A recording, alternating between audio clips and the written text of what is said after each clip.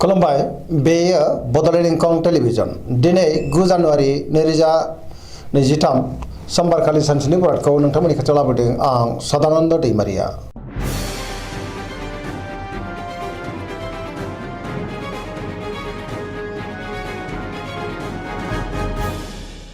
सिगां फरायनो लादों मेष राशि गिबि हांखो अ ल दिनैनि साना जोबोर मोजां। बहाबा दावबायनो एबा हान्थिनो खाबु मोननो हागौ आरो मोजाङैनो हान्थिनोबो हागोन। मावनो लानाय खामानिखौ थि समावनो आरो गोरलैयैनो मावफुंनोबो हागोन। गोसोआ दिनै जोबोर खुसि जागोन, देहाया मोजाङै थागोन।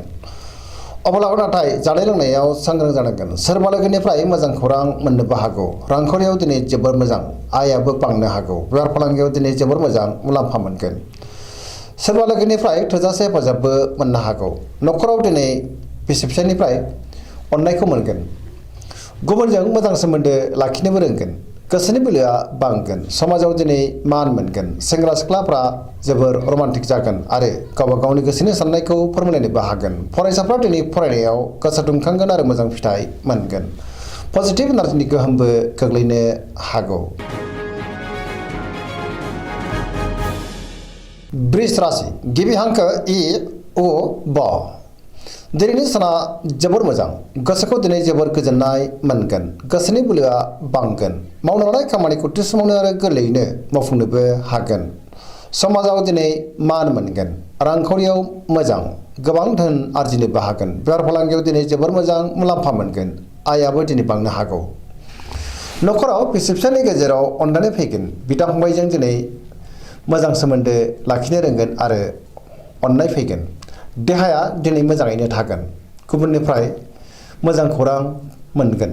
जायखि खामानि मावा मानो मोनफ्रोमबो खामानिखौनो दिनै गोरलैयैनो मावफुंनो हागोन आरो सिगांनि बबेबा आद्रा खामानियाबो मावफुंजानो हागौ।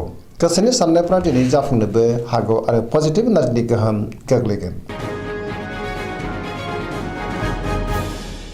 मिथुन राशि गिबि हांखो क स दिनैनि साना जोबोर मोजां। पजिटिभ एनार्जिनि गोहोम गोग्लैगोन। गोसोखौ दिनै जोबोर गोजोननाय मोनगोन।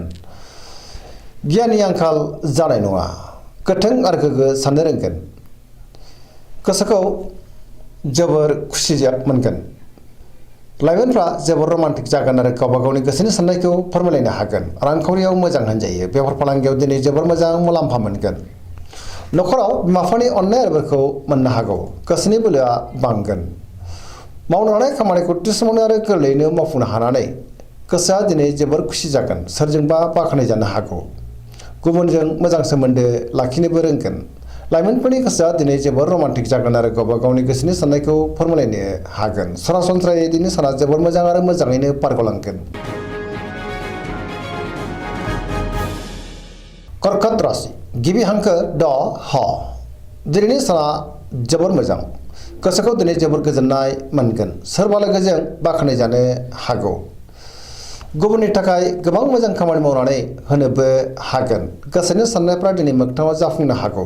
गोसोआव पजिटिभ साननायबो फैगोन। गोथों आरो गोग्गो साननो रोंगोन। गियाननि आंखाल जानाय नङा। मावनो लानाय खामानिखौ थि समावनो मावफुंनो हागोन। रांखावरियाव मोजां होनजायो। बेफार फालांगियाव दिनै जोबोर मोजां मुलाम्फा मोनगोन। समाजाव लोगो लेवा बांनो हागौ। देहाया दिनै मोजाङैनो थागोन। गुबुननिफ्राय थोजासे हेफाजाब मोनगोन। फरायसाफ्रा दिनै फरायनायाव गोसो दुंखांगोन आरो मोजां फिथाइ मोननोबो हागोन। सेंग्रा सिख्लाफ्रा जोबोर खुसि जागोन। गुबुनजों मोजां सोमोन्दो लाखिनोबो रोंगोन।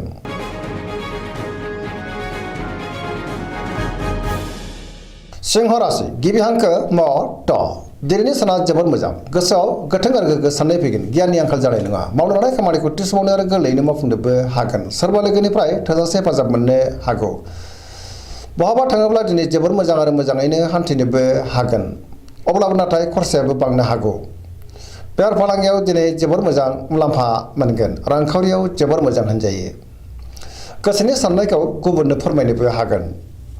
न'खराव बिदा फंबायनिफ्राय थोजासे हेफाजाब मोनगोन आरो बिसोरजों मोजां सोमोन्दो लाखिनोबो रोंगोन।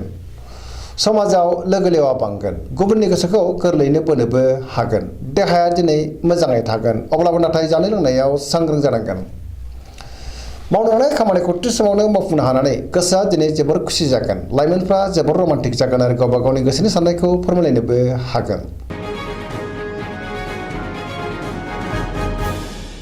कन्या राशि गिबि हांखो फ ट दिनैनि साना जोबोर मोजां गोसोआव पजिटिभ साननाय फैगोन गोथों आरो गोग्गो साननो रोंगोन गियाननि आंखाल जानाय नङा देहाया मोजाङैनो थागोन रांखावरियाव मोजां बेफार फालांगियावबो दिनै मोजां होनजायो गुबुननि थाखाय गोबां मोजां खामानि मावनानै होनोबो हागोन गोबां मुंदांखा सुबुंजों दिनै लोगो मोनज्लायनोबो हागौ न'खराव अनलायनाय फैगोन सोरजोंबा बाख्नाय जानानै गोसोआ दिनै जोबोर खुसि जागोन पजिटिभ एनार्जिनि गोहोम गोग्लैनोबो हागौ सेंग्रा सिख्लाफ्रा जोबोर खुसि जागोन आरो गावबा गावनि गोसोनि साननायखौ फोरमायलायनोबो हागोन सरासनस्रायै दिनै साना जोबोर मोजां आरो मोजाङैनो बारग'लांगोन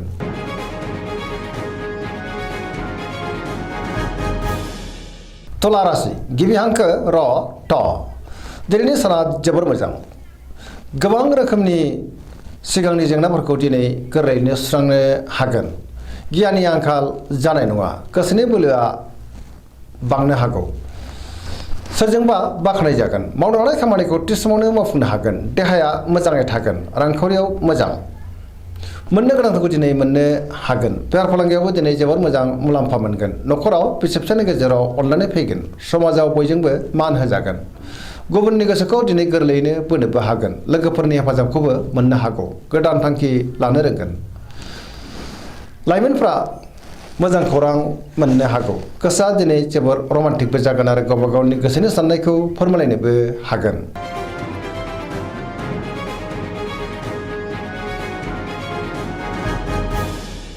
वृश्चिक राशि गिबि हांखो न स दिनैनि साना जोबोर मोजां पजिटिभ एनार्जिनि गोहोम गोग्लैनो हागौ समाजाव बयजोंबो मान होजागोन सोरबा गोजाम लोगोजों बहाबा लोगो मोनज्लायनानै गोसोखौ दिनै जोबोर गोजोननाय मोनगोन गोग्गो आरो गोथों साननाय फैगोन गियाननि आंखाल जानाय नङा मावनो लानाय खामानिखौ थि समावनो मावफुंनो हागोन बहाबा हान्थिनो एबा दावबायनो खाबु मोननोबो हागौ गुबुनजों मोजां सोमोन्दो लाखिनो रोंगोन सोरनिबा हेफाजाबखौ मोननो हागौ गोसोनि साननाया जाफुंगोन समाजाव दिनै बयजोंबो मान होजागोन न'खराव अनलायनाय फैगोन रांखावरियाव दिनै जोबोर मोजां अब्लाबो नाथाय खरसायाबो बांनो हागौ बेफार फालांगियाव जोबोर मोजां मुलाम्फा मोनगोन देहाया दिनै मोजाङै थागोन गुबुननिफ्राय थोजासे हेफाजाब मोनगोन फरायसाफ्रा दिनै फरायनायाव गोसो दुंखांगोन आरो मोजां फिथाइ मोनगोन सेंग्रा सिख्लाफ्रा जोबोर रमान्टिक जागोन आरो गावबा गावनि गोसोनि साननायखौ फोरमायलायनोबो हागोन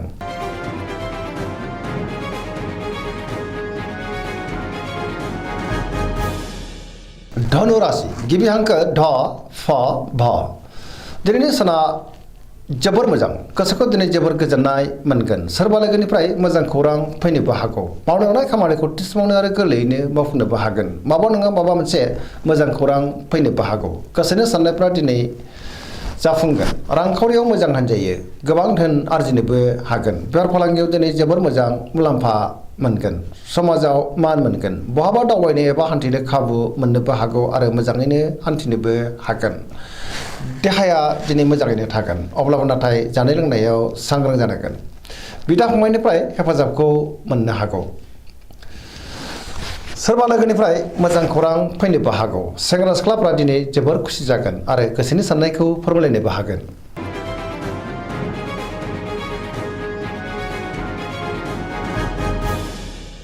मकर राशि गिबि हांखो ख ज दिनैनि साना मोजां आरो गाज्रिनि गेजेरजों बाबेनलांगोन गोसोनि साननायफ्रा देबार नांनो हागौ मावनो लानाय खामानिखौ थि समावनो मावफुंनो गोब्राब जागोन रांखावरियाव मोजां अब्लाबो नाथाय खरसाया बांगोन मोननो गोनां धोनखौ मोननोबो हागौ बेफार फालांगियाव जोबोर मोजां मुलाम्फा मोनगोन गुबुनजों मोजां सोमोन्दो लाखिनो रोङाबो जानो हागौ सोरजोंबा रायखोमा जानोबो हागौ सांग्रां जानाया गाहाम मोनफ्रोमबो खामानिखौनो मावफुंनो हागोन अब्लाबो नाथाय माबा नङा माबा मोनसे गोरोन्थि जालांनो हागौ न'खराव अनलायनाय फैगोन बिदा फंबायनिफ्राय हेफाजाबखौ मोननो हागौ सेंग्रा सिख्लाफ्रा गावबा गावनि गोसोनि साननायखौ फोरमायलायनो हागोन अब्लाबो नाथाय नेगेटिभ एनार्जिनि गोहोम गोग्लैनो हागौ सांग्रां जानाया गाहाम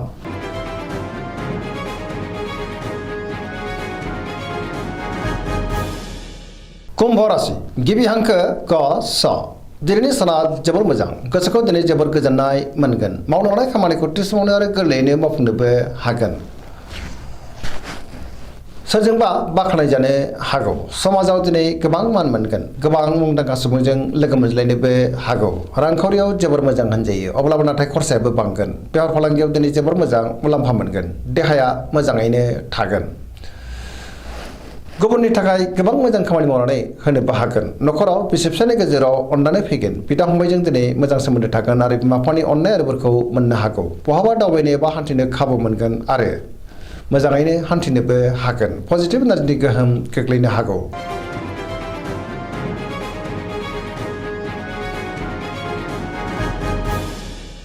मीन राशि गिबि हांखो ड स। दिनैनि साना मोजां आरो गाज्रिनि गेजेरजों बाबेलनांगोन। गुबुननि थाखाय नाङा फाङा जेंनायाव गोग्लैनांनोबो हागौ। गोसोआव गोनो गोथो साननाय फैगोन। गोसोनि बोलोआ लोरबां जानोबो हागौ।